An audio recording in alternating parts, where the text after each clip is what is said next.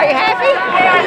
Yeah. Why would I not be happy? Because this is great. This is a great turnout. Yeah.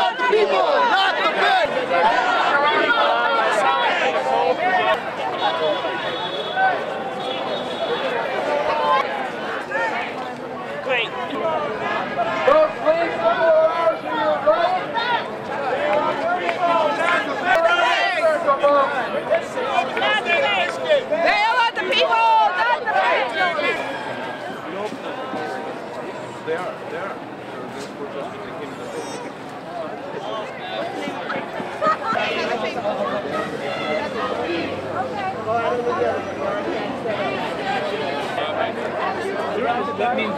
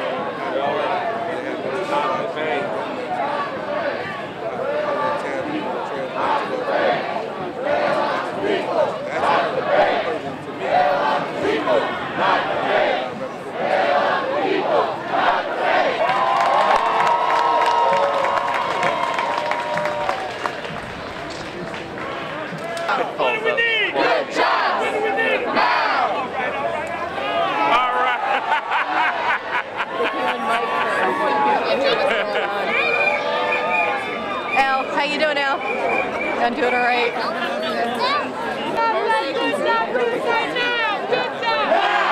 job. Now. When I say good job, you say now. Good job. Now. Good job. Now. What do we need? Good job. What do we need? Now. All right. All right. All right.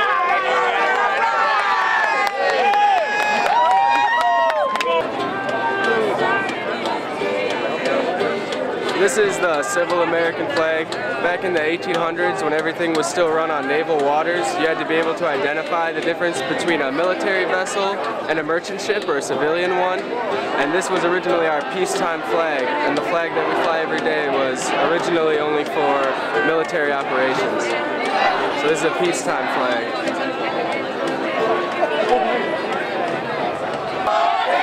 Detroit!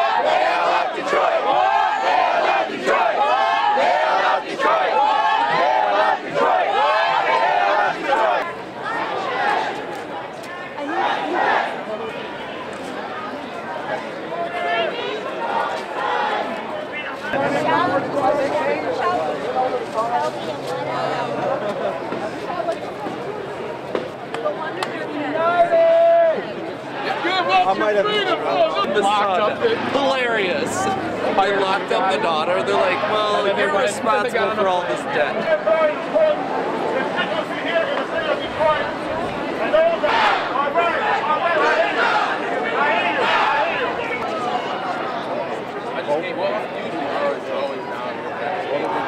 We were in a holding cell. I was in a tiny little cell with about 5 other women, all of whom were teachers, coincidentally. It just so happened by coincidence that all 5 of us were teachers at various levels. Do you think that this had an effect of further radicalizing these people?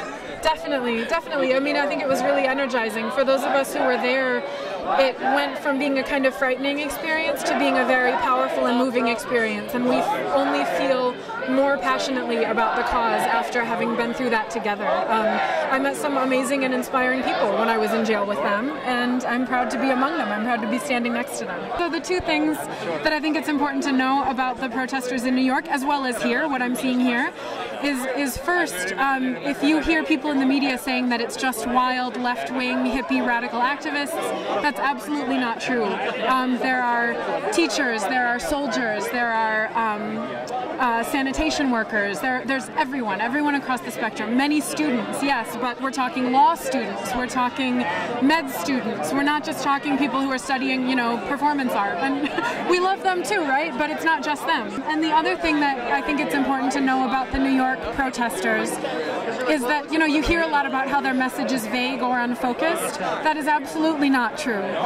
The message, you know, if you see some of us carrying signs about environmental issues and other people carrying signs about Troy Davis or the drug policy or whatever, the fact is that it all falls under the umbrella of systemic corporate manipulation of government policy. That's what it's all about.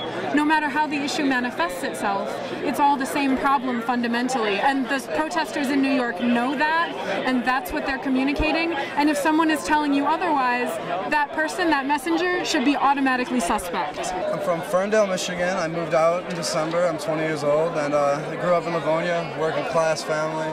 Mom stayed home, took care of us. I'm here because there's so many reasons, and that's why it's called the 99%, because there's so many percentage of things that are kind of messed up. I guess I've been thinking about it, and the reason that I'm here is because none of my friends have health insurance. None of them. I came with a car full of people. We got our car. One of my friends. His friend. Hey, what up, Joe? What's your name? Joe Palacio. That's Joe. This is Taylor. One of my friends, Zach, he has a problem with his hip, and he walks with a cane, and he doesn't complain about it. He gets through it, but you know, a lot of that whole car. None of my friends had insurance, and so a lot of my friends are here. I just saw one. A lot of people are here, and it's a lot of younger people, a lot of older people. It's all kinds of people. And I think that's rad. This is just kind of like a spark, and I saw a movie called Milk, and there was a scene where they were talking on the phone, and another person contacted another one on the phone. And I kind of laughed because we have Facebook and Twitter now, and that is just explosive. I can't believe that, you know, things like segregation were in our lifetime, like in our grandparents' lifetime, and our generation may be looked down as lazy and whatnot, but it is so much more open to things that just you can't even imagine. You know, so much information, and so many people are open and just looking for the right things to be good people. Just like being a humanist, man. You know, trying to be a good person, I think, is really what we should all try to do. What brings you down here today? Injustice, economic inequality, socioeconomic disparity, everything. You know, that it's just a terrible blight upon our nation, which is supposed to be one of the greatest nations in the history of the world, but we have such inequality. It's not right, it's not fair, and until the people rise up and overthrow the oligarchy and the plutocracy, then there's not going to be any difference, there's not going to be any change. Been in school for like 5 years, and it's just, I look at my prospects, and it's just very, very disheartening, because, I mean, the degree I'm getting already isn't exactly one of the most popular degrees in the world, so it's not a guaranteed job like a computer engineer or something like that, but it's my passion, and I enjoy it, and I think that things like the humanities need to be passed down to other people, and it should be a value that people should want to major in. It should be something that people want to do. And I'm a history minor, so it's nice to be able to juxtapose those kinds of things, to be able to see the periods in history when the people decide that it's the good of the people versus the needs of the many outweigh the needs of the few. I've been following Occupy Wall Street since it started, and then I heard about all the other things that were going on around the country and around the world, and my first thought was, why hasn't there been something in Detroit? So I started searching and searching and searching for Occupy Detroit, and on Monday I finally got a hit back about the meeting. So I was like, great, why hasn't this happened yet? Because, over the course of the history of the country, whenever there's been an economic recession throughout the country, it started in Detroit. And whenever we come out of a recession, the recovery of the recession comes from Detroit. So it's like, with the economic center no longer being here in Detroit, but it being with the financial center of the country being in New York, I can understand why it would start in Wall Street, but it should have immediately migrated to Detroit afterwards. I'm hopeful, but I'm not naive. So I know that actual change may not occur, but at least making people aware and getting people to the tipping point where the entire country gets on board and says, we're tired of being marginalized by the minority, and we are the majority. How can the minority marginalize the majority? I'm actually in a history of civil rights class this semester, and I brought it to the attention of my teacher when I found out about it, and she, was like, this is great. And she teaches at Eastern, and she teaches at U of M as well. So I'm like, give this to all of your students. Let's get as many people down here as we can, because the more people that we can get aware, the more people that we can get involved, the better it is for the movement as a whole. I am from Inkster, Michigan. I am a Detroit poet. Okay, and what brings you to here today?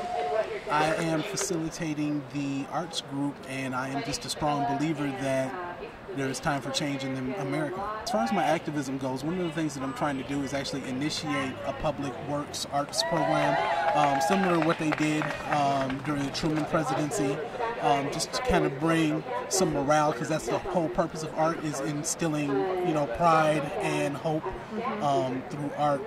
And while we get things together politically, it kind of gives people something to, keep their mind off of how bad things really, really are, because things are tough right now. And so we're trying to bring that to the city and the local areas. What do you think is gonna come from this, not just Detroit, but this worldwide movement? It's a worldwide movement. Yes. I think the biggest thing that you get from a movement like this is awareness for the masses that try to, they're pretty much socially unaware.